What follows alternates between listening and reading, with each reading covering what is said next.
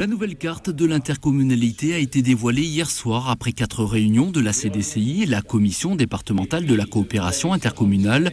Le nouveau schéma gardois proposé par le préfet a reçu un avis favorable, 36 voix pour sur 44. Nous ne sommes pas dans une problématique gardoise et uniquement gardoise comme si nous étions sur une île. Nous sommes en compétition avec des territoires voisins de l'Hérault, du Vaucluse, de l'Ardèche, des Bouches-du-Rhône. Et par conséquent, il faut que nous soyons attractifs pour tous ceux qui souhaitent s'installer, que ce soit des chefs d'entreprise, des artisans, voire des particuliers.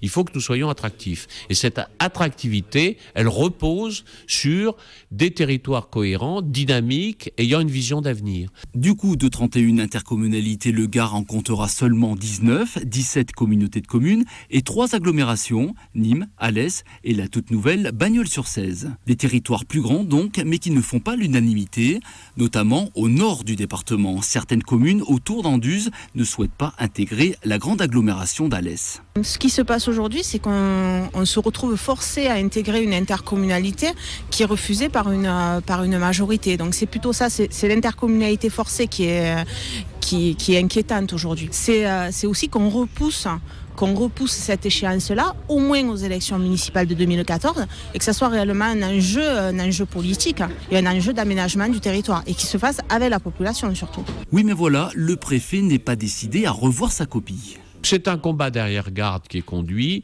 Je ne l'ai pas compris et je ne le comprends pas, car en réalité, quand on va à Saint-Sébastien-des-Grefeuilles, quand on va à Massiac-Catuèche, on voit bien qu'on est à proximité d'Alès, qu'on est dans l'aire d'influence d'Alès, et j'ai toujours pensé qu'il valait mieux venir s'asseoir à la table de discussion pour parler avec ses collègues des réalités d'un territoire que l'on partage, plutôt que de rester en dehors, alors qu'en réalité, on est dans l'aire d'influence de l'entité la plus importante de proximité. De leur côté, les élus des petites communes autour d'Anduze ne comptent pas en rester là. Ils appellent à manifester ce dimanche à Anduze.